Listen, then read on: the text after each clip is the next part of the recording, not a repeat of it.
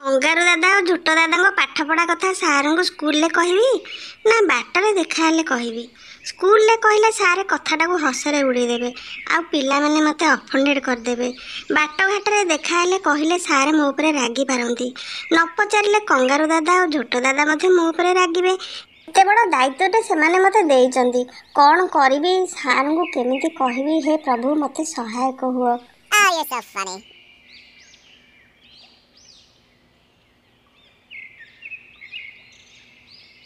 Sir, start ବନ୍ଦ ହେଇଗଲା କି? ହଁ ରେ, ଲାଗୁଛି ପ୍ଲଗରେ କାର୍ବନ ହେଇଯାଇଛି ବୋଧେ। ତାହେଲେ ଏବେ କ'ଣ କରିବେ? ଗ୍ୟାରେଜ ପର୍ଯ୍ୟନ୍ତ ଗାଡ଼ିକୁ ଗଡ଼େଇ ଗଡ଼େଇ ନେଇଯିବାକୁ ପଡ଼ିବ।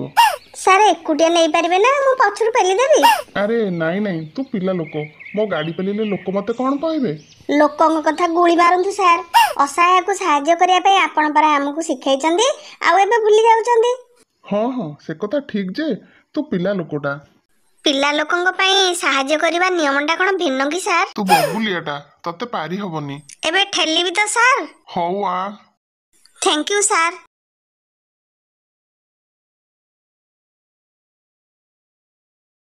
ବଗୁଲା, ହାଲିଆ ହେଇଗଲୁଣି କିରେ? ହଁ, ହାଲିଆ ନାଇଁ ସାର୍, ମୋତେ ଜମା ହାଲିଆ ଲାଗିବନି, କାରଣ ଏଇ ଗାଡ଼ି ପେଲା ଅଭ୍ୟାସଟା ମୋର ଆଗରୁ ଅଛି ପରା। ତୁ କ'ଣ ତୋ ବାପାର ଗାଡ଼ି ପେଲିଥିଲୁ କି? ନାଇଁ ନାଇଁ ସାର୍, ବାପାଙ୍କର ମୋର ଜମା ପଡ଼େନି, ଆଉ ମୁଁ ତାଙ୍କ ଗାଡ଼ି ପେଲିବି କ'ଣ? ତାଙ୍କ ଗାଡ଼ିକୁ ଛୁଏଁନି ମଧ୍ୟ। ତାହେଲେ ଆଉ କାହାର ଗାଡ଼ି ପେଲିଥିଲୁ କିରେ?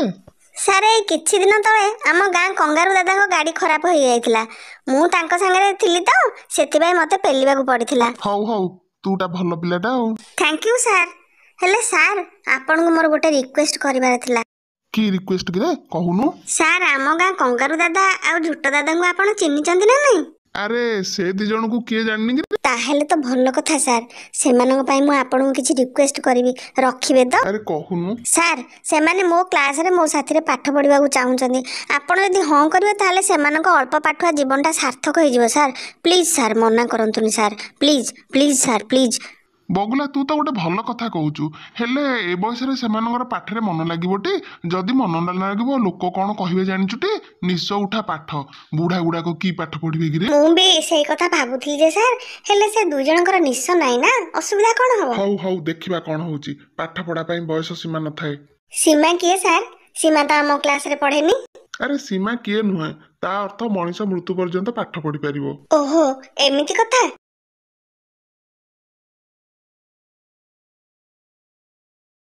ହଉ ହଉ, ତୁ ସେମାନଙ୍କୁ କହ, ସେମାନେ ଆସି ମୋତେ ଦେଖା କରନ୍ତୁ।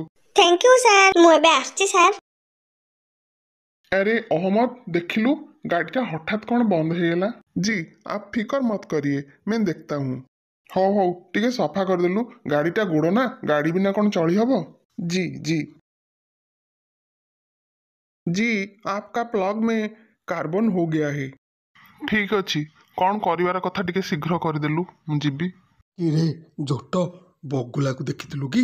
ନାଇଁ ରେ ଭାଇ, ହେଲେ ବଗୁଲା ପାଖରେ ତୋର କି କାମ ଥିଲା କି? ଆରେ ହେ, ଭୁଲି ଗଲୁ କି? ବଗୁଲା ପରା ଆମ ପାଠ ପଢା ବିଷୟରେ ତା ସାରଙ୍କ ସାଙ୍ଗରେ କଥା ହବ ବୋଲି ଆମକୁ କହିଥିଲା। ଓହୋ, ଏଇ କଥା କି? ପିଲା ଲୋକ ତ ଭୁଲି ଯାଇଥିବ ବୋଧେ, ଦେଖା ହେଲେ ତାକୁ ମନେ ପକେଇଦବାନି। ନାଇଁ ନାଇଁ ଦାଦା, ତମର ଏ ବଗୁଲା କିଛି ଭୁଲେନି। ତମେ ଯଦି ୟାକୁ କିଛି ଗୋଟେ ଦାୟିତ୍ୱ ଦେଇଥାଅ ନା, ତାହେଲେ ସେଇଟା ନ କରିବା ଯାଏଁ ସେ ଶୁଏନି ବା। ଆରେ ବଗୁଲା, ଆମେ ଏବେ ତୋ କଥା ହଉଥିଲୁ, ତୁ ଆମ କଥା ତୋ ସାରଙ୍କୁ ପଚାରିଲୁ କିରେ? ଏବେ ତ ତମ କାମ ସାରିକି ଫେରୁଛି ଆଉ। କାମ ହେଇଗଲା ତ? ମୁଁ ଯୋଉ କାମରେ ହାତ ଦିଏ ନ କଲା ଯାଏଁ ଶାନ୍ତ ହୁଏନି ବା ଦାଦା। ସାରେ ହଁ କଲେ କିରେ? ଦାଦା, ତମ ଦୁଇ ଜଣଙ୍କ କଥା ସାରଙ୍କୁ କହିବା ସୁଯୋଗ ଅପେକ୍ଷାରେ ମୁଁ ଥିଲି। ଯୋଗକୁ ସାର୍ ଆଜି ମାର୍କେଟରୁ ଫେରିବା ବେଳେ ତାଙ୍କ ଗାଡିଟା ଖରାପ ହେଇଗଲା। ମୋର ତ ଗାଡି ପେଲା ଅଭ୍ୟାସ ଆଗରୁ ଥିଲା। ଏଇ ସୁଯୋଗରେ ସାରଙ୍କ ଗାଡି ପେଲି ପେଲି ଗ୍ୟାରେଜ ଯାଏଁ ଆଣିଲି, ଆଉ ବାଟରେ ତମ କଥା ପକ୍କା କରି ଦେଇ ଆସିଛି। ତାହେଲେ ଆମେ କେବେଠୁ ସ୍କୁଲକୁ ଯିବୁ ରେ? ଏତେ ତନ୍ଦରା ହେଲେ ଚଳିବନି ଦାଦା। ସାର୍ କହିଛନ୍ତି ତମେ ଦୁଇ ଜଣ ପ୍ରଥମେ ତାଙ୍କୁ ଦେଖା କର, ତାପରେ ସ୍କୁଲକୁ ଯିବ। ମୋ ଧନ, ମୋ ବାପା, ହଉଲୋ, ତୋ ଭଳି ପିଲା ଏଇ ଦୁନିଆରେ ମିଳିବେନି ରେ। ଥାଙ୍କୁ ଥାଙ୍କୁ। ୱେଲକମ୍ ଦାଦା, ତମ ଯାତ୍ରା ସଫଳ ହଉ। ହେ, ଛୋଟ ପିଲା ସଫଳ ଖାଆନ୍ତିନି ରେ ବଗୁଲା, ସଫଳ ଖାଇବା କଥା କଣ କହୁଛୁ? ନାଇଁ ମୋ ଦାଦା, କଣ କହିଲେ କଣ ବୁଝୁଛ? ଏବେ ଆମକୁ କଣ କରିବାକୁ ପଡିବ? ଦାଦା, ଆମ ସାରଙ୍କ ସ୍ତ୍ରୀ ଭାକୁର ମାଛ ଖାଇବା ପାଇଁ ଭାରି ଭଲ ପାଆନ୍ତି। ତମେ ଦି ଜଣ ଯଦି ତାଙ୍କ ପାଇଁ ଭାକୁର ମାଛ ନେଇକି ଯିବ ତାହେଲେ ତମ ପାଠ ପଢା କଥା ପୁରା ପକ୍କା ହେଇଯିବ। ହଁ ହଁ, ତାହେଲେ ସେଇ କଥା କରିବା ଆଉ। ସବୁ କାମ ହୁସିଆର ହୋଇ କରିବ ଦାଦା। କିରେ କାହିଁକି କଣ ବିପଦ ଅଛି କିରେ? ବିପଦ ନାହିଁ ଯେ ଦାଦା, ଜେଜେ କହୁଥିଲେ ବୁଝି ବିଚାରି କାମ କଲେ ପ୍ରମାଦ ନ ପଡଇ ଭଲେ। ତୁ କେତେ କଥା ଜାଣିଛୁ କିରେ ବଗୁଲା? ଜାଣିବାକୁ ପଡେ ଦାଦା। ହଉ ହଉ ତୁ ବ୍ୟସ୍ତ ହନା, ଆମେ ଆମ କଥା ଦେଖୁଛୁ। ଫେଲ ମାରିଲେ କହିବ ଦାଦା। ଆରେ କଥାଟା ତ ତୁ ତୋ ସାରଙ୍କ କାନରେ ପକେଇ ଦେଇଛୁ ନା, ତେଣିକି ଆମ ଉପରେ ଛାଡ଼ିଦେ। ସାରେ କେତେବେଳେ ଘରେ ଥିବେ କିରେ ବଗୁଲା? ଏବେ ଯାଉନ, ଗାଡି ସଜ କରିକି ଏବେ ତ ସାରେ ଘରକୁ ଫେରିଲେ, ଘରେ ନିଶ୍ଚୟ ଥିବେ। ହଉ ଠିକ ଅଛି, ଆମେ ଏବେ ଆସୁଛୁ। ଟେକ୍ କେୟାର ଦାଦା। ଟ୍ରେକର ଟ୍ରେକର କଣ ହବରେ? ଆମେ ମୋ ସ୍କୁଟରରେ ପଳେଇବୁ। ହେ ଭଗବାନ, ଏମାନେ କି ପାଠ ପଢିବେ? ଟେକ୍ କେୟାର ବୋଲି ଟ୍ରେକର କହୁଛନ୍ତି। କଣ ଭାବୁଛୁ କିରେ ବଗୁଲା? ନାଇଁ ଦାଦା, ତମେ ଏବେ ଯାଅ।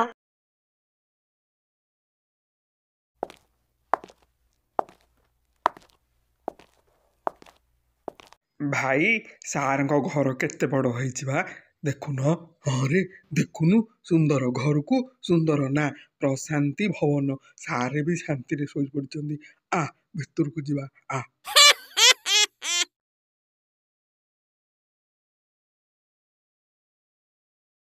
କିରେ କଙ୍ଗାରୁ, ତୁ କଣ ମୋର ଗୋଡ ମୋଡୁଛୁ? ସାରେ ଗାଡି ସଜ କରିକି ଫେରି ଆପଣ ହାଲିଆ ହେଇକି ଶୋଇପଡିଛନ୍ତି ତ, ସେଥିପାଇଁ ଆପଣଙ୍କୁ ଟିକେ ମୁଁ ଘଷି ଚିପି ଦଉଥିଲି ନା। ଆରେ ହେ, ମୋ ଗୋଡ ଛାଡ। ଗୋଡ ଛାଡିବାକୁ ଧରିନି ସାର୍। ଆରେ କଥା କଣ କହୁନ? ବଗୁଲା ଆମ ବିଷୟରେ ତ ସବୁ କଥା ଆପଣଙ୍କୁ କହିଛି। ଆପଣଙ୍କର ଯଦି ଦୟା ହବ ତାହେଲେ ଆମେ ଦୁଇ ଜଣ ଟିକେ ଉପକୃତ ହୁଅନ୍ତୁ। ଆରେ ତୁ ଆଗ ଉଠ। ଆପଣ କଥା ଦେଲେ ଯାଇକି ଉଠିବି ସାର୍। ଉଠ ଉଠ, ପଢିବାକୁ ମନ କରିଛ ତ? ସାରେ ମ୍ୟାଡାମଙ୍କ ପାଇଁ ଭାକୁର ମାଛ ଆଣି ଦେଇଛୁ। ଆରେ ତମେ ଦୁଇ ଜଣ ଏତେ କଷ୍ଟ କଣ ପାଇଁ କଲ? ପାଠ ପଢିବା ପାଇଁ ଭାକୁର ମାଛର କି ସମ୍ପର୍କ? ନାଇଁ ଏମିତି ଆଣିଦେଲୁ ଆଉ। ସଜ ମାଛଟା ସାର୍, ମୁଁ ନିଜେ ପୋଖରୀରୁ ଧରିକି ଆଣିଛି। ଆରେ ଆରେ, ମାଛଟା ନଦେଇ ପଳଉଛନ୍ତି। କିରେ ପିଲେ, କଣ ଭୁଲିଗଲ କି? ଏ ଝୋଟ, ମାଛଟା ନେଇକି ପଳେଇବୁ କିରେ, ରଖିକି ଯାରେ। ଏହେ, ସ୍କୁଲ ଆସିବା ଖୁସିରେ ମୁଁ ମାଛଟା ଭୁଲିକି ପଳଉଥିଲି ରେ ଭାଇ। ହଉ ହଉ ଏବେ ଥୋଇଦେ। ସାର୍, ମାଛଟା କୋଉଠି ରଖିବି କି? ଆରେ ସେଇଠି ଥାଉ, ତମେ ଯାଅ। ଧନ୍ୟବାଦ ସାର୍। ହଉ ହଉ, ତମେ ଦୁଇ ଜଣ କାଲିଠୁ ସ୍କୁଲକୁ ଆସ। ସାର୍ କାଲି ନୁହଁ, ଭଲ ଦିନ ବାର ଦେଖିକି ଆମେ ସ୍କୁଲକୁ ଆସିବୁ ନା। ଆମେ ଏବେ ଆସୁଛୁ। ଗଡ୍ ବ୍ଲେସ୍ ୟୁ। ଠିକ ଅଛି ସାର୍, ଆମେ ଏବେ ଆସୁଛୁ। ନମସ୍କାର ସାର୍। ହଇ ଶୁଣୁଛ, ପିଲାମାନେ ମାଛ ଆଣିଛନ୍ତି, ନେଇଗଲ।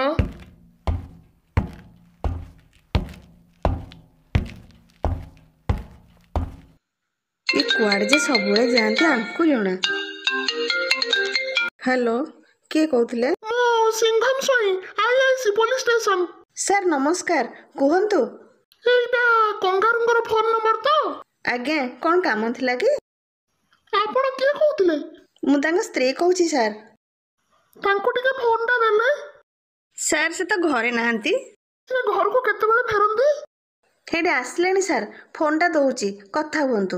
ଏ ଫୋନ୍ଟା ନେଲ, ସିଂଘମ ସାର୍ ଫୋନ୍ କରିଛନ୍ତି ପୋଲିସ ଷ୍ଟେସନରୁ। ହେ କୋଉ ସିଂଘମ ବା ସିଏ? ହେ ପାଟି କରନି, ଥାନା ବାବୁ ଫୋନ୍ କରିଛନ୍ତି ପରା, ଫୋନ୍ ନିଅ। ସାର୍ ନମସ୍କାର, ପୁଣି କାହିଁ ଫୋନ କରିଛନ୍ତି ସାର୍, କ'ଣ କାମ ଥିଲା କି? ଆରେ ତୁ ପୋଲିସ ଷ୍ଟେସନ ଆସିଲୁ, ତୋ ନାଁରେ ଏଫଆଇଆର ଅଛି। ଏଫଆଇଆର? ପୁଣି କିଏ ଏଫଆଇଆର ଦେଲା ସାର୍? ତୁ କାଲି ସକାଳେ ପୋଲିସ ଷ୍ଟେସନ ଆସେ, ସବୁ ଜାଣିଯିବୁ। ଆଜ୍ଞା ଆଜ୍ଞା ସାର୍, ମୁଁ କାଲି ସକାଳେ ଯାଇକି ପୋଲିସ ଷ୍ଟେସନରେ ପହଞ୍ଚି। ଠିକ ଅଛି, କାଲି ଯଦି ସକାଳୁ ନ ଆସିବୁ, ସାରା ଘରକୁ ଯାଇକି ବାନ୍ଧିକି ଆଣିବି। ଓକେ, ଟାଟା ବାଇ ବାଇ। ଏ ଫୋନଟା କଟିଗଲା ବୋଧେ। ଆଏ ତମ ନାଁରେ କ'ଣ କିଏ ଏଫଆଇଆର ଦେଇଛି ନା କ'ଣ? ଆରେ ହେ ନାଇଁ ନାଇଁ, ମୁଁ କ'ଣ ଚୋର? ମୋ ନାଁରେ କିଏ ଏଫଆଇଆର ଦବ? ତାହେଲେ ସାର୍ ତମକୁ ଏଫଆଇଆର କଥା କହିକି କାହିଁ ଥାନାକୁ ଡାକୁଛନ୍ତି? ଏ ନାଇଁ ମ, ଆମେ ପିକନିକ ଯିବୁ ତ, ସେଇଥିପାଇଁ ସେ ମିଛରେ ଏମିତି କହିକି ମତେ ଡାକୁଛନ୍ତି। ଦେଖୁନ ଶେଷରେ କେମିତି ଟାଟା ବାଇ ବାଇ କଲେ।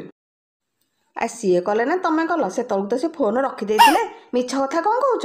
ହେ ନାଇଁ, ତମେ କିଛି ଜାଣିନ, ମୁଁ ଯାହା କହୁଛି ସତ କହୁଛି। ହଉ ତମେ ଜାଣିଥିବ ମିଛ କହୁଛ କି ସତ କହୁଛ। ମୁଁ ଯାଇଲ ମାମର କେତେ କାମ। ମୋ ନାଁରେ ପୁଣି କିଏ ଏଫଆଇଆର ଦେଲା ରେ, ମଲା ମଣିଷ। କିଓ ଭାଇ, ତମେ ଏ ଛେଳିଟି କୋଉଠୁ ଆଣିଲ? ଆରେ କୋଉଠୁ ଆଣିଲୁ ମାନେ? ହଁ, କୋଉଠୁ ଆଣିଲ ଯେ? ଏଇଟା ତ ମୋ ବାଡ଼ିରେ ବନ୍ଧା ହେଇଥିଲା, ଏଇଟା ମୋ ଛେଳି। ତାହେଲେ ସେମାନେ ସତ କହୁଥିଲେ ଆଉ ତୁ ମୋ ଛେଳିଟାକୁ ବାନ୍ଧିକି ରଖିଥିଲୁ ଆଉ ବେକାରଟାକୁ ମୁଁ ସେମାନଙ୍କୁ ଚୋର କହୁଥିଲି। ଆରେ କୋଉମାନଙ୍କୁ ଚୋର କହୁଥିଲୁ କି? ଝୋଟ ଆଉ କଙ୍ଗାରୁକୁ। ବେକାରଟାରେ କଣ, ସତରେ ତ ସେମାନେ ଚୋର। ହେଲେ ଭାଇ କହିଲ, ସତରେ ଏଇ ଛେଳିଟା କଣ ତମର? କାହିଁ କଣ ସନ୍ଦେହ ହଉଛି କି? ଆରେ ପର ଛେଳିକି ତୁ ତୋ ଖୁଣ୍ଟିରେ ଏତେ ଦିନ କାହିଁ ବାନ୍ଧିକି ରଖିଥିଲୁ? ଆରେ ଭାଇ ମୁଁ ବାନ୍ଧି ନଥିଲି ରେ। ବାତ୍ୟା ପରଦିନ ମୁଁ ଦେଖିଲି ମୋ ଖୁଣ୍ଟିରେ ଏଇଟା ବନ୍ଧା ହେଇଛି। ମୋର ତ ଅନେକ ଗୁଡ଼ିଏ ଛେଳି ଅଛନ୍ତି। ଦେଖିବା ପରେ ମୋର ମାୟା ବଢିଗଲା, ତେଣୁ ସବୁଦିନ ୟାକୁ ମୁଁ ଖାଇବାକୁ ଦେଉଥିଲି। ଆରେ ଖାଇବାକୁ ଦେଲାବେଳେ ମାଲିକ କଥା ତ ଟିକେ ଚିନ୍ତା କଲୁନି? ଭାରି ଲକ୍ଷ୍ମୀମତିଆ ଛେଳିଟା ମୋର। ସଧାରେ ୟା ନା ମୁଁ ସ୍ୱର୍ଣ୍ଣଲତା ଦେଇଛି। ଆଉ ସବୁଠୁ ବଡ଼ କଥା ହେଲା ଇଏ ଏବେ କଥା କହୁଛି ରେ ଭାଇ। ଆଚ୍ଛା ଭାଇ କହିଲୁ, ତୋ ଘରେ ଥିଲାବେଳେ ଇଏ କଣ ସତରେ କଥା କହୁଥିଲା? ଆରେ ନାଇଁ ମ, ଏବେ କଥା କହୁଛି। ହଁ ସେଇଠି ତ କଥା ରହିଲା ଆଉ। ୟାକୁ ପରା ମୁଁ ଏବେ କଥା କୁହା ଶିଖାଇଛି। ନା କଣ ସ୍ୱର୍ଣ୍ଣଲତା? ହେଇ ଦେଖିଲୁ ହଁ କଲା। ଆରେ ହେ, ତାକୁ ଏତେ ଦିନରୁ କି ଖାଇବାକୁ ଦେଇନୁ ବୋଧେ? ସ୍ୱର୍ଣ୍ଣଲତା ମୋର କେତେ ଝଡ଼ି ଯାଇଛି ଦେଖୁନୁ। ନା ନା, ସେ ପ୍ରଚୁର ଖାଇଛି ନା। ହେଲେ ଆକୁ ପାଇଲୁ କେମିତି? ଆରେ ଭାଇ, ସ୍ୱର୍ଣ୍ଣଲତା ହଜିଯାଇଛି ବୋଲି ମୁଁ ଥାନାରେ ଏଫଆଇଆର ଲେଖିବାକୁ ଯାଇଥିଲି। ଠିକ୍ ସମୟରେ ଆମ ଗାଁର ଡହରା କଙ୍ଗାରୁ ଆଉ ଶୁକୁଡ଼ା ଝୋଟ ୟାକୁ ନେଇ ଥାନାରେ ପହଞ୍ଚିଗଲେ ରେ। ତାହେଲେ କଙ୍ଗାରୁ ଓ ଝୋଟର ଏ କାମ। ଆଚ୍ଛା, ମୋ ବାଡ଼ିରୁ ଛେଳିକି ନେଇ ସତିଆକୁ ଦେଇଛନ୍ତି। ଶଳାଙ୍କୁ ପାନେ ଦବାକୁ ପଡ଼ିବ।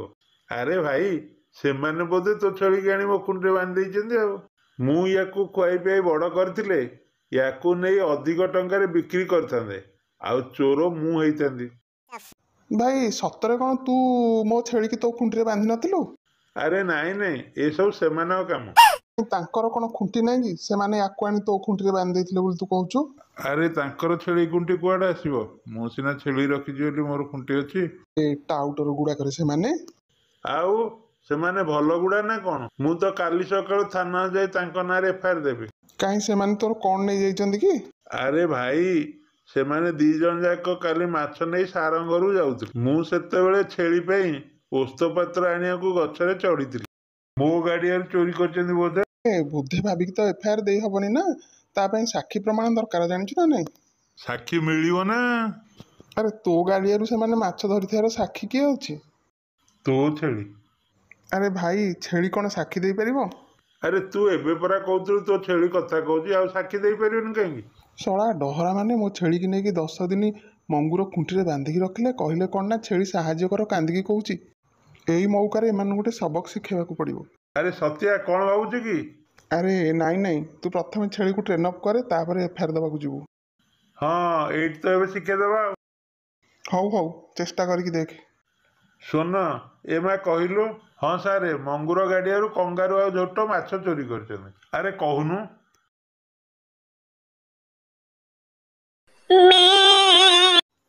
ସ୍ୱର୍ଣ୍ଣଲତା, କହିଦେଲୁ ମା, ଏ କଙ୍ଗାରୁ ଆଉ ଝୋଟ ମଙ୍ଗୁର ଗାଡ଼ିଆରୁ ମାଛ ଚୋରି କରିଛନ୍ତି।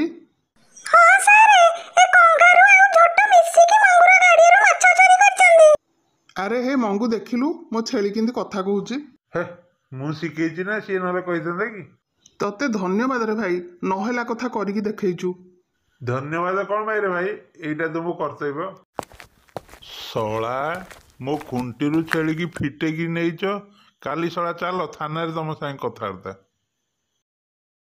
କୁଆଡ଼େ ଗଲେ ଯେ? ରାତି ଆସି 8ଟା ହେଲାଣି, ଦେଖା ନାହିଁ କି ସାକ୍ଷାତ ନାହିଁ। ବାପା ଘରେ ଅଛନ୍ତି, ଜାଣିଲେ ପଚାରି ପଚାରି ମୋ ମୁଣ୍ଡ ଖରାପ କରିଦେବେ। ହ୍ୟାଲୋ। ହଁ ଭାଉଜ, କ'ଣ କାମ ଥିଲା କି? କୁହ। ଝୋଟ ଭାଇ ତମ ପାଖକୁ ଯାଇଛନ୍ତି କି? ଏପର୍ଯ୍ୟନ୍ତ କାହିଁ ଘରକୁ ଫେରିନାହାନ୍ତି? ମନଟା ଭାରି ବ୍ୟସ୍ତ ଲାଗୁଛି। ନାଇଁ ନାଇଁ ଭାଉଜ, ଭାଇ ତ ମୋ ପାଖକୁ ଆସିନି। ତାହେଲେ ସିଏ ଗଲେ କୁଆଡ଼େ? ତମକୁ କହିକି ଯାଇନି କି ଭାଉଜ? କହିକି ଯାଇଥିଲେ ମୁଁ କାହିଁ ଖୋଜିଥାନ୍ତି? ତମ ସାଙ୍ଗରେ କ'ଣ ଝଗଡ଼ା କରିକି ଯାଇଛି କି? ନାଇଁ ମ, ଆଜି ଉପରଓଳି ଥାନାରୁ ଫୋନ୍ ଆସିଥିଲା। ତାଙ୍କ ନାଁରେ କିଏ ଏଫଆଇଆର ଦେଇଛି, ସେଥିପାଇଁ କାଲି ଥାନାକୁ ଯିବାକୁ ଥାନା ବାବୁ ଡାକିଛନ୍ତି। ସେଇ କଥା ଶୁଣିବା ପରେ ସେତେବେଳୁ କୁଆଡ଼େ ଯାଇଛନ୍ତି ଯେ ଏପର୍ଯ୍ୟନ୍ତ ଫେରିନାହାନ୍ତି। ହଉ ହଉ, ତମେ ଜମାରୁ ବ୍ୟସ୍ତ ହୁଅନି। ସେ କୁଆଡ଼େ ଗଲା ମୁଁ ଦେଖୁଛି। ହଉ ତାହେଲେ ରଖୁଛି।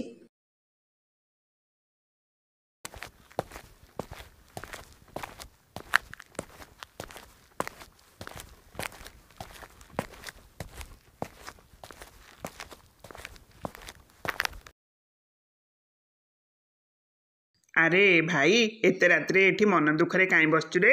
ଆଉ କ'ଣ କରିଥାନ୍ତି, ଘରେ ମନ ଲାଗିଲାନି ତ ସେଇଥିପାଇଁ ଏଠିକି ଚାଲି ଆସିଲି। ଆଉ କାଇଁ ଘରେ କାଇଁ ତୋର ମନ ଲାଗିଲାନି ବା? କ'ଣ କହିବି ରେ ଭାଇ, ସିଂଘମ ସାରେ ମୋତେ କାଲି ଥାନାକୁ ଡାକିଛନ୍ତି। ମୋ ନାଁରେ ପୁଣି କିଏ କାଲି ଏଫଆଇଆର ଦେଇଛି ରେ। ହେଲେ ତୋର କ'ଣ ହେଇଛି କି ରେ? ତୁ ନ ଶୋଇକି କାହିଁ ରାତିରେ ବୁଲୁଛୁ? ଆରେ ମୋ କଥା ତୁ ଜାଣିନୁ କି? ଛାଡ଼, ତୋ ଏଫଆଇଆର ପାଇଁ ଚିନ୍ତା କରନା, ମୁଁ ତୋ ସାଙ୍ଗରେ ଅଛି ପରା। ତୁ ଏବେ ଡରୁଛୁ କାହିଁକି? ତତେ ଘରେ ଅପେକ୍ଷା କରିଥିବେ, କାଲି କଥା ହବାନି? ଏବେ ଘରକୁ ଯିବା। ନାଇଁ ରେ ଭାଇ, ମୋତେ ଲାଗୁଛି ଏଇ ବର୍ଷ ସାରା ମୋର ମାମୁଁ ଘରକୁ ଯିବା ଯୋଗ ଅଛି।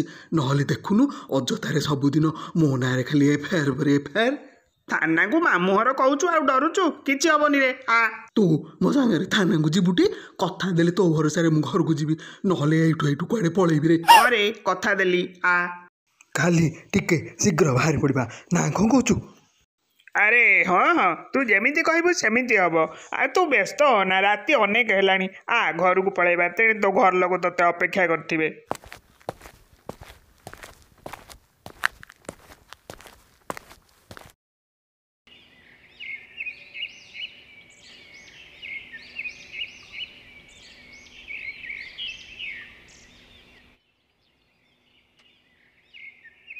ଶଳାଙ୍କୁ ଆଜି ସବକ ଶିଖେଇବାକୁ ପଡ଼ିବ। ଆରେ ଝୋଟ, 9ଟା ବାଜିଲାଣି ରେ, ବାହାରିକି ଆରେ ଥାନାକୁ ଯିବା। ଭୁଲିଗଲୁ କି? ନାଇଁ ଭାଇ, ଭୁଲିନି ଯେ। ତୁ ଆଗେ ଯା, ମୁଁ 10 ମିନିଟ୍ ପରେ ପହଞ୍ଚୁଛି। କ'ଣ ହେଲା? ମୋ ସାଙ୍ଗରେ ଥାନାକୁ ଯିବୁ ବୋଲି କାଲି ମୋତେ କଥା ଦେଲୁ, ଆଜି କହୁଛୁ ଏକୁଟିଆ ମୁଁ ଯିବି ଥାନାକୁ, ଆଉ ତୁ 10 ମିନିଟ୍ ଡେରିରେ ପହଞ୍ଚିବୁ। ଲାଗୁଛି ତୁ ମୋତେ ଭସେଇ ଦେବୁ। ଆଉ ନାଇଁ ରେ ଭାଇ, ମୋ ଉପରେ ଭରସା ରଖେ। ଘରେ ମୋର ଟିକେ କାମ ଅଛି, ତୁ ଯା, ମୁଁ ତୋ ପଛେ ପଛେ ଥାନାରେ ପହଞ୍ଚୁଛି। ହଉ, ତୋ ଭରସାରେ ଯାଉଛି। ମୋ ପଛେ ପଛେ ଶୀଘ୍ର ଆସି ଥାନାରେ ପହଞ୍ଚିବୁ, ନ ଆସିବା କରିବୁନି ଠିକ୍? ନାଇଁ, ତୁ ଯା, ମୁଁ ଆସୁଛି। ଆଲୋ ବୋପାଲୋ, ହେଇଟି ହଜିଲା ବଳଦ ଖୋଜିଲା ଠେଇ ଚଷମାଟା ପିନ୍ଧି ପକେ। ହେ ବାବୁ, ସିଆଡ଼େ କୁଆଡ଼େ ଯାଉଛ? ଗାଡ଼ି ମାଡ଼ିଯିବ ଯେ, ତମକୁ କ'ଣ ଦିଶୁନି କି? ଦିଶୁଥିଲେ ଗାଡ଼ିଆଡ଼େ କାହିଁକି ଯାଉଥାନ୍ତି ମ୍ୟାଡ଼ାମ୍? ମୋ ଆଖି ଅପରେସନ୍ ହୋଇଥିଲା, ଫେଲୁଅର, ସବୁ ଫେଲୁଅର ମ୍ୟାଡ଼ାମ୍। ସତରେ କ'ଣ ତମକୁ ଦିଶୁନି? ମିଛ କାହିଁକି କହିବି ମ୍ୟାଡ଼ାମ୍? ତମେ କୁଆଡ଼େ ଯିବାକୁ ଚାହୁଁଛ? ଆସ, ମୁଁ ତମକୁ ନେଇ ତମ ଠିକଣାରେ ଛାଡ଼ିଦେବି। ଥାନାକୁ ଯିବି ମ୍ୟାଡ଼ାମ୍। ଠିକ୍ ଅଛି। ନାଇଁ ମ୍ୟାଡ଼ାମ୍, ଆପଣ ମୋ ବୋଝ କାହିଁ ଉଠେଇବେ? ଆରେ ସେମିତି କିଛି ନାହିଁ, ବୋଝ ଉଠେଇବା ପାଇଁ ତ ଆମେ ଚାକିରି କରିଛୁ। ମାନେ ଆପଣ କ'ଣ ଶୁଖୁଆ ବିକ୍ରି ଚାକିରି କରିଛନ୍ତି କି? ଆରେ ନାଇଁ, ମୁଁ ଜଣେ ପୋଲିସ ଅଫିସର। ନମସ୍କାର ମ୍ୟାଡ଼ାମ୍। ନମସ୍କାର, ଆସ ଯିବା। Okay madam. ଆପଣଙ୍କର ଗାଡ଼ି ନାହିଁ କି ମ୍ୟାଡ଼ାମ୍? ନାଇଁ, ମୋ ପର୍ସନାଲ ଗାଡ଼ିଟା ଗ୍ୟାରେଜରେ ପଡ଼ିଛି। ଅଫିସ ଗାଡ଼ିଟା ଅନ୍ୟ କାମରେ ବ୍ୟସ୍ତ। ଘରଠାରୁ ଥାନା ଚଲା ବାଟ ତ, ଚାଲିକି ପଳେଇବି ବୋଲି ଭାବିଲି, ପଳେଇ ଆସିଲି ଆଉ। ହେଲେ ମୁଁ ତ ଚାଲିକି ଯାଇପାରିବିନି, ମୋ ଗୋଡ଼ଟା ଏବେ ମୋଡ଼ି ହେଇଗଲା। ହଉ, ମୋ ପିଠିରେ ଲାଉ ହୁଅ, ମୁଁ ନେଇକି ତମକୁ ଥାନାରେ ପହଞ୍ଚେଇ ଦେବି। Thank you madam. ଆରେ ତଳୁକୁ ଓହ୍ଲାଅ, ଏମିତି ଆଗପଟେ କ'ଣ ଚଢ଼ି ଯାଉଛ? I am sorry madam. ଠିକ୍ ଅଛି।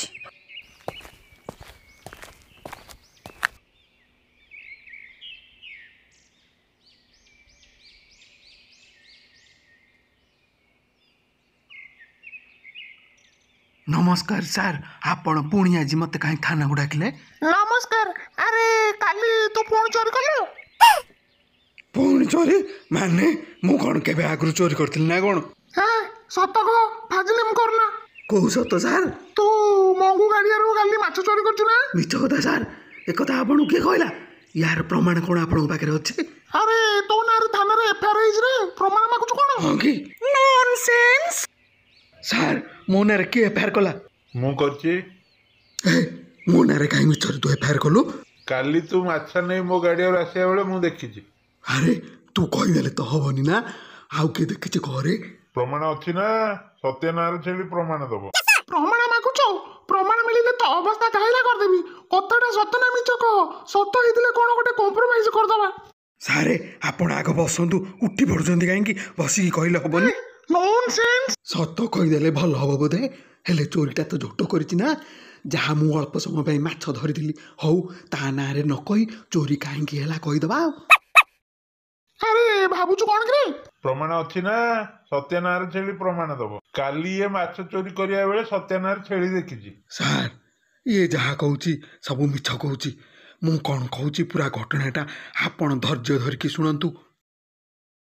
ଆରେ କାଇଁ କରୁଛୁ? ସାର୍ ଝୋଟ ଆଉ ମୁଁ ଆମେ ତଳ ଉପର ଦୁଇ ଭାଇ। କଣ ଗୋଟେ ମା ପେଟର? ଛି ସାର୍, ତା ମା ଅଲଗା ମୋ ମା ଅଲଗା, ଆମେ ଗୋଟେ ମା ପେଟର କାହିଁକି ହବୁ?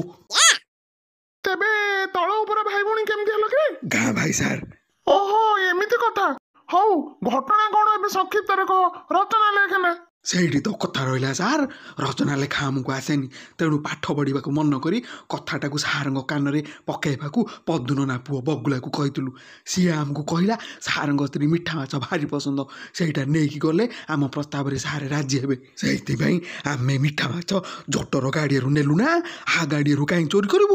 ନାଇଁ ସାର୍, ଇଏ ମିଛ କହୁଛି। କ'ଣ ଛେଳି ସାକ୍ଷୀ ଦବ? କାହିଁ ସାକ୍ଷୀ ଦବନି? କାଲି ତମକୁ ସିଏ ନିର୍ଦ୍ଦୋଷ ପ୍ରମାଣିତ କରିଥିଲା ଟି? ହଁ ଯେ ତାହେଲେ ଆଜି କାହିଁ ନାହିଁ? ତମ ପାଇଁ କଣ ନିୟମଟା ବଦଳିଯିବ? ଏ ମଙ୍ଗୁ ଡାକେ ସେ ସତ୍ୟନାର ଛେଳି, ଆସିକି ସିଏ ଏଠି ପ୍ରମାଣ ଦଉ। ସେ ନା ଛେଳି ଧରି ଭିତରୁ ଆରେ। ହେ ପ୍ରଭୁ ରକ୍ଷା କର ପ୍ରଭୁ, ଝୋଟ ତ ଧୋକାବାଜି ବାହାରିଲା, ମୋର ଏ ଅସମୟରେ ତମେ ସହାୟକ ହୁଅ ପ୍ରଭୁ। ଝୋଟର ଇଏ କି ରୂପ? ହେ ଚୁଲ ବୁଲି ମ୍ୟାଡାମ, ଆକୁ ଲାଉ କରିକି କୁଆଡେ? ସାର୍ ୟାଙ୍କୁ ଦିଶୁନି, ବିଚରାକୁ ଆଜି ରାସ୍ତାରେ ଗାଡ଼ି ମାଡ଼ି ଯାଇଥାନ୍ତା। ତମେ ତାକୁ ଏଠିକି କାହିଁକି ଆଣିଲ? ସିଏ ଥାନାକୁ ଆସିବାକୁ ଚାହୁଁଥିଲେ ତ। ତମେ କହିଲନି ଗାଡିଟା ପଠେଇ ଦେଇଥାନ୍ତି। ଆକୁ ଏଭଳି ଭାବରେ ଲାଉ କରିକି ଆଣିବାଟା କଣ ଦରକାର ଥିଲା? ସାର୍ ମଝିରେ ମଝିରେ କୁସ୍ତି କରିକି ବଡ଼ିକୁ ଫିଟ୍ ରଖିବା ପାଇଁ ପଡ଼ିବ ନା। ଆମକୁ ଟିକେ ଉଠାଉନ, ଇଏ ତ ଶୁକୁଡାଟା ଓଜନିଆ ଉଠେଇଲେ ହବ ସିନା। କ'ଣ କହିଲେ କି ସାର୍? ନାଇଁ ହେ ଶୁକୁଡା ତୁ ଏବେ ଓହ୍ଲାରେ। ଆଜ୍ଞା। ଆରେ ସତ୍ୟା, ତୁ ତ ଛେଳି ନାଁଟା କଣ ରଖିଥିଲୁ ଟି? ରେଜିଷ୍ଟରରେ ଲେଖିଥିଲେ ଦେଖୁନାହାନ୍ତି। ହେ କହବେ। ସ୍ୱର୍ଣ୍ଣଲତା ସାର୍। ପଚାରନ୍ତୁ ସାର୍, ଇଏ ହିଁ ଆଖି ଦେଖା କଥା କହିବ। ସ୍ୱର୍ଣ୍ଣଲତା, କଙ୍ଗାରୁ ମଙ୍ଗୁ ଗାଡ଼ିଆରୁ ମାଛ ଚୋରି କରିବାଟା ତୁ ଦେଖିଛୁ ଟି? ଆରେ କହୁନୁ। ଆରେ ସତ୍ୟା, ସେ କଣ କିଛି କହୁନି? ଦେଖୁନାହାନ୍ତି ମୁଣ୍ଡ ହଲେଇକି ସିଏ ହଁ କରୁଛି। ହେ ମୁଣ୍ଡ ନା ଆଉ କ'ଣ ହଲଉଛି? ସେମିତି ମୁଣ୍ଡ ହଲେଇଲେ ହବନି ସାର୍। ସ୍ୱର୍ଣ୍ଣଲତା କାଲି ଯଦି ନିଜ ପାଟିରେ କଥା କହିକି ପ୍ରମାଣ ଦେଇଥିଲା, ଆଜି ମୁଣ୍ଡ ହଲେଇଲେ ହବନି। ତୋ ଛେଳି ପରା କଥା କହିରେ, ତାକୁ ପଚାରେ ମଙ୍ଗୁ ଗାଡ଼ିଆରୁ କଙ୍ଗାରୁ ମାଛ ଚୋରି କରିଛି ନା ନାଇଁ। ଏ ମା ସ୍ୱର୍ଣ୍ଣ, ଆଖିରେ ଯାହା ଦେଖିଛୁ କହିଦେଲୁ, ସତ କଥା କହିଦେ, ସବୁ ଫିଟେଇକି କହିଦେ। ସାରେ ଇଏ କ'ଣ ତାକୁ କହିବାକୁ ବାଧ୍ୟ କରୁଛି? ହେ ତୁ ରହ। କହିଦେଲ ମୋ ଧନ, କହିଦେ। ମଙ୍ଗୁ ଗାଡ଼ିଆରୁ ମାଛ ଚୋରି କରିନି କଙ୍ଗାରୁ ଚୋର ନୁହଁରେ, ତମେ ଦୁଇ ଜଣ ମିଛୁଆ। ଆରେ ଅସଲ କଥାଟା ଏଇଠି, ତମେ ଦୁଇ ଜଣ ଏକାଠି ମିଶି କଙ୍ଗାରୁକୁ ମିଛରେ ବଦନାମ କରୁଛ। ହେଲେ ମତେ ଗୋଟେ କଥା ବୁଝା ପଡୁନି, ସତରେ କଣ ଛେଳି କଥା କହିନା ଏମାନେ ମତେ ବୋକା ବନଉଛନ୍ତି? ସାର୍ ଆମେ ଏବେ ଯିବୁ। ଏ ରୁହ ଏ ବାବୁଙ୍କୁ ତ ଦେଖାଯାଉନି, ଇଏ କେମିତି ଯିବେ? ହେ ଚୁଲୁବୁଲି ମ୍ୟାଡାମ, ତମେ ତାଙ୍କ ପାଇଁ ଏତେ ବ୍ୟସ୍ତ କାହିଁ ହଉଛ? ସେ ଯେମିତି ଯାଉଛନ୍ତି ଯାଅ। ମୁଁ କାନ୍ଦେଇକି ନେଇ ଯିବି ସାର୍, ଆମେ ଏବେ ଆସୁଛୁ। ଆରେ ହଁ ଯାଅ, ପୁଣି କେବେ ଦେଖାହବ? ପୁଣି କେବେ ମାନେ? ଆରେ ଭୟ କରନା, ତୁ ଥାନାକୁ ନ ଆସିଲେ ମତେ ଭଲ ଲାଗେନି ରେ। ବେଳେ ବେଳେ ଏମିତି ଆସୁଥା। ତାଙ୍କୁ ସାର୍, ଆପଣ ଆମକୁ ଏତେ ଭଲ ପାଉଛନ୍ତି ବୋଲି ଆମେ ଜାଣିନଥିଲୁ। ଆସ ଭାଇ, ଆଉ ବେଶୀ କଥା କୁହନି, ମତେ ଟିକେ ଲାଉ କରିଦିଅ। ହଁ ଚା ଏଠୁ ପଳେଇବା କି ପଳେଇବା। ହେ ସତ୍ୟା, ତମେ ଏବେ ଯାଅ, ଏମିତି ଆଉ କେବେ କାହା ନାଁରେ ମିଛରେ ଫେର ଦେବାକୁ ଏଠିକି ଆସିବନି। ସରି ସାର୍, ଛେଳିଟା କାଲି ଗୋଟେ କଥା କହୁଥିଲା, ଆଜି କ'ଣ ଆଉ ଗୋଟେ କଥା କହୁଛି। କଙ୍ଗାରୁ ବୋଧେ ୟାକୁ ଲାଞ୍ଚ ଦେଇଛି ନା କ'ଣ? ନନସେନ୍ସ, ଯାଉଛ ନା ଦେଖିବ। ଶଳା କହୁ ଛୁ ମନ୍ତ୍ର, ଡରିବେନି? ହେ ମୁଁ ସିଂଘମ୍। ସାର୍ ଥାନାକୁ କିଏ ଆଇଥିଲା କି? ଥାନା କ'ଣ ଛେଳିଆ ଗନ୍ଧଉଛି? ତୁ କାହିଁକି ଥାନାକୁ ଆସୁଛୁ ରେ? ସବୁବେଳେ ତୋ ପ୍ୟାଣ୍ଟ ଖସୁଛି। ଆରେ ଏଠି ସିସିଟିଭି ଲାଗିଛି ରେ। ଏ ରୂପ ଯଦି ତୋ ଉପର ଅଫିସର ଦେଖିବେ, ତେବେ କ'ଣ ହବ ଜାଣିଛୁ ଟି? ପ୍ୟାଣ୍ଟରେ ଗାମୁଛାଟା ବାନ୍ଧେ ରେ ଭାଇ, ଗାମୁଛାଟେ ବାନ୍ଧେ। Yes sir. ପ୍ୟାଣ୍ଟ ଟେକରେ ଭାଇ, ପ୍ୟାଣ୍ଟ ଟେକେ। କିରେ ଝୋଟ, ଛେଳି କ'ଣ ସତରେ କଥା କହିଲା ନା ତୁ କ'ଣ କରିଦେଲୁ ରେ? ମଙ୍ଗୁନା ଆଉ ସତ୍ୟାନା ତତେ ଫସେଇବାକୁ କାଲି ସେ ଚା ଦୋକାନ ପାଖରେ ପ୍ଲାନ୍ କରୁଥିଲେ। ସେ ପ୍ଲାନ୍ ଶୁଣିକି ମୁଁ ବଜାରକୁ ଯାଇ ଚଷମା କିଣିଲି। ଚଷମାରେ ଗୋଟେ ରେକର୍ଡର ଲଗେଇଥିଲି, ସେଥିରେ ଆଗରୁ ଭଏସ୍ ରେକର୍ଡ଼ିଂ କରିକି ରଖିଥିଲି। ଯେମିତି ପୁଲିସ ବାବୁ ପଚାରିଲେ, ମୁଁ ସେମିତିକା ସେ ରେକର୍ଡରର ସୁଇଚ୍ଟା ଅନ୍ କରିଦେଲି, ଆଉ ତାପରେ କାମ ଶେଷ। ମୋ ଭାଇଟା ବୁଦ୍ଧିଆଟା, ହଉ ଥାଙ୍କୁ